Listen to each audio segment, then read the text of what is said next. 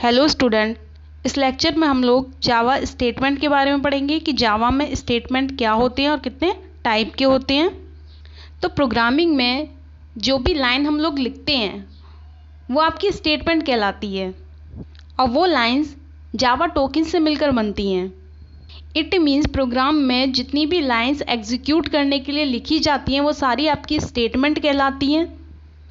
जावा में हम कई टाइप के स्टेटमेंट का यूज़ करते हैं, जैसे कि आपका expression statement, label statement, synchronization statement, guiding statement और कंट्रोल स्टेटमेंट। इन सभी को मैंने एक डायग्राम के थ्रू आपको दिखाया है, तो इस डायग्राम को आप लोग बना लीजिएगा। क्योंकि किसी भी चीज़ को डायग्राम के व्यू से हम लोग अच्छे तरीके से याद कर सकते हैं। तो सबसे पहले हम लोग बात करते हैं अपने एक्सप्रेशन स्टेटमेंट की कि एक्सप्रेशन स्टेटमेंट क्या होते हैं। तो आपके जावा प्रोग्रामिंग में ज़्यादातर स्टेटमेंट जो होते हैं वो आपके एक्सप्रेशन स्टेटमेंट होते हैं, और इस टाइप के जो आपके एक्सप्रेशंस होते हैं इट मीन्स स्टेटमेंट होते हैं, इनका यूज़ हम किसी भी वेरिएबल को वैल्यू देने के लिए करते हैं। जावा में आपके 7 टाइप के एक्सप्रेशन स्टेटमेंट का यूज़ किया जाता है, जैसे कि आपका assignment statement, pre increment, pre decrement, post increment, post decrement, method की कॉलिंग और एलोकेशन एक्सप्रेशन। तो इस टाइप के स्टेटमेंट जिनका यूज़ हम किसी भी वेरिएबल को वैल्यू इनिशियलाइज करने के लिए करते हैं वो आपके एक्सप्रेशन स्टेटमेंट कहलाते हैं। दूसरा आता है आपका label statement.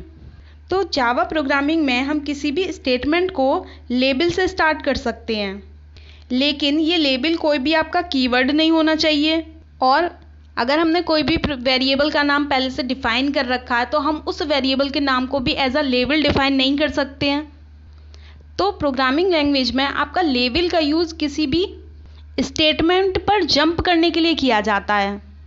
It means label का काम होता है किसी पर्टिकुलर आपके ब्लॉक को लेबल के नाम से आइडेंटिफाई करना। इसका यूज़ हम जंप स्टेटमेंट के लिए करते हैं। जंप स्टेटमेंट में आपके जो आर्ग्यूमेंट्स होते हैं उनके रूप में हम इनका यूज़ करते हैं। नेक्स्ट आता है आपका सिंक्रोनाइजेशन स्टेटमेंट।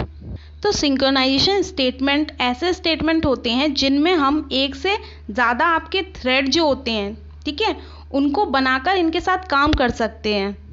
इट मीन्स हमारी जावा में मल्टी थ्रेडिंग का कॉन्सेप्ट होता है, उसे फॉलो करने के लिए हम लोग सिंक्रोनाइजेशन स्टेटमेंट का यूज़ करते हैं।